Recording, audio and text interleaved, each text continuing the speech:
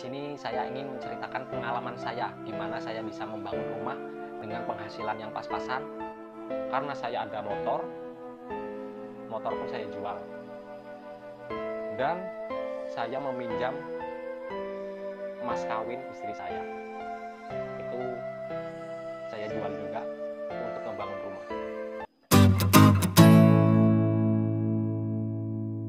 Oke, assalamualaikum warahmatullahi wabarakatuh.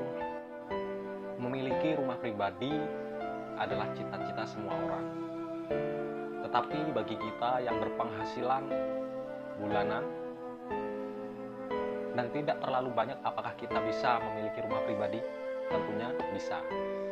Di sini saya ingin menceritakan pengalaman saya di mana saya bisa membangun rumah dengan penghasilan yang pas-pasan.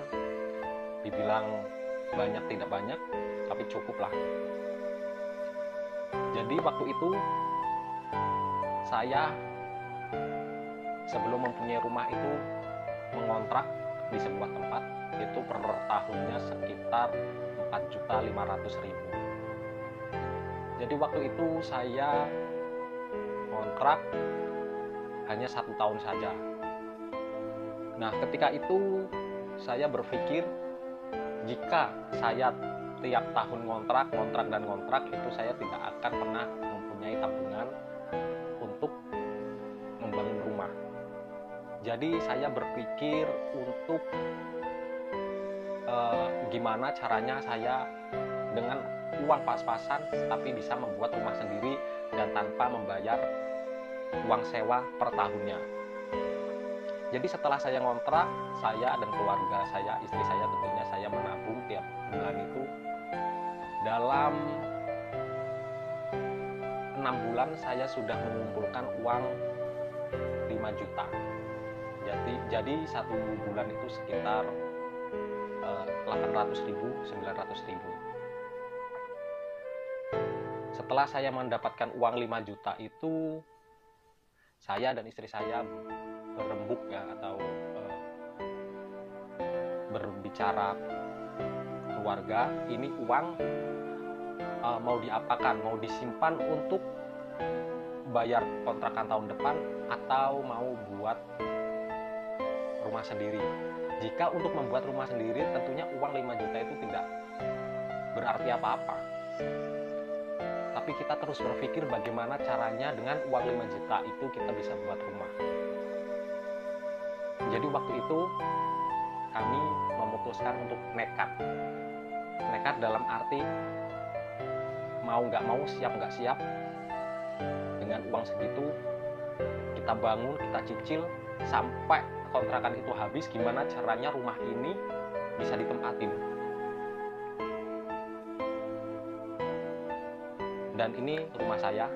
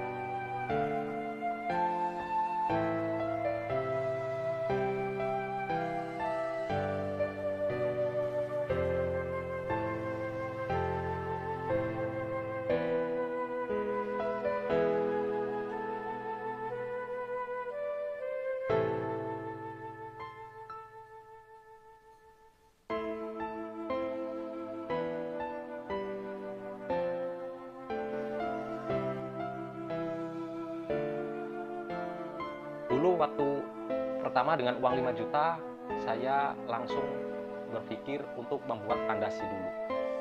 Jadi untuk membeli bahan bangunan itu seperti batu itu sekitar 650.000, semen itu 10 sak, terus pasir itu 1 truk, itu menghabiskan biaya sekitar 2.500.000, 1.800.000. Nah, 1.800.000 itu saya membayar tukang untuk memandasi itu sekitar 700 atau ya sekitar segitulah. Jadi totalnya itu sekitar 2.500.000. dalam 3 hari saya sudah bisa membuat pondasi rumah.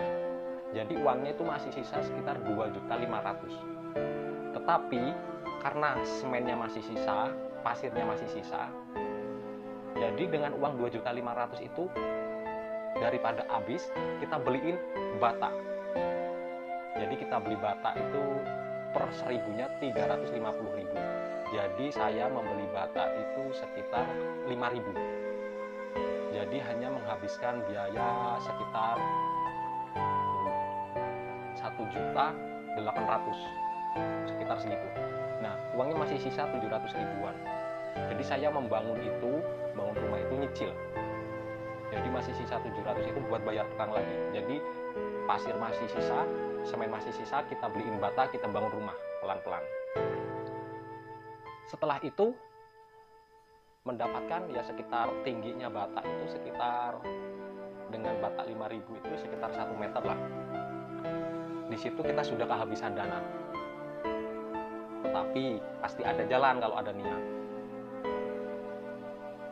Habis itu karena saya masih bekerja juga, jadi saya mendapatkan upah kerja saya itu sekitar waktu itu UMK sudah 1.800.000. Itu yang 500.000 untuk uang makan sehari-hari, transportasi saya, terus pokoknya keperluan rumah tangga. Jadi diminimalisir sedikit mungkin pengeluaran untuk semuanya. Jadi 1.800.000 itu nggak full. Jadi masih dipotong BPJS, pajak, dan lain-lain. Itu hanya terima 1.700.000 lah. Jadi masih ada sisa 1.200.000. Nah 1.200.000 itu kita buat beli bahan lagi yang setengah. Jadi 1.200.000, 600 buat beli bahan, 600 buat bayar tukang. Setelah bangun rumah, ternyata semen habis. Jadi kita masih ada sisa 600.000 untuk beli semen. Beli semen waktu itu 5 sak, jadi 250.000. Masih sisa lagi dong. Setelah bangun lagi, pasirnya habis. Jadi saya beliin pasir lagi. Itu mobil kecil 250. Masih sisa 200. Nah, setelah kita bangun untuk beli paku, untuk beli besi, itu masih kurang. Jadi kita putuskan untuk berhenti dulu sampai saya terima gaji lagi. Setelah itu 1 bulan kemudian saya menerima gaji lagi. Habis itu kita mulai lagi bangun lagi. Bangun, uangnya habis lagi. Ya karena cuman hanya ada 1.200.000 itu. Jadi mau tidak mau kita harus berpikir gimana caranya rumah ini jadi sebelum kontrakan rumahnya habis. Dan itu terus menerus gitu. Uang habis, gimana caranya kita dapat uang. Jadi kita harus siap cari sasaran dimanapun berada, mau nggak mau, siap nggak siap, kita harus lakukan. Setelah berjalan 3 bulan, 4 bulan, itu udah mentok karena hanya tersisa 3 bulan lagi kontrakan itu habis. Karena saya ada motor pun saya jual. Dan saya meminjam emas kawin istri saya. Itu saya jual juga untuk ngebangun rumah. Jadi itu terus berjalan terus seperti itu. Ya akhirnya saya pun mengajukan pinjaman ke bank. Waktu itu saya hanya dapat ACC 5 juta. Tapi alhamdulillah karena niat kita, our faith bantu. Jadi kemudahan dalam mencari rezeki untuk niat kita membangun rumah itu pasti ada aja. Jadi saya terus membangun secara berlahan, dikit demi sedikit. Alhamdulillah, waktu terakhir, misalkan hari ini kontrakan habis, hari ini juga rumah sudah bisa ditempatin. Meskipun pintu kamar belum ada, hanya daun gawangannya saja dong, pintunya belum ada. Yang ada ada, hanya pintu depan sama pintu belakang. Kamar mandi pun belum ada daun pintunya.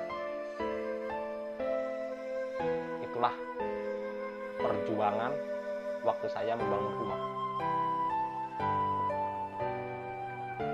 Jadi buat kalian, tidak ada yang tidak mungkin kalau kita sudah niat untuk melakukan sesuatu.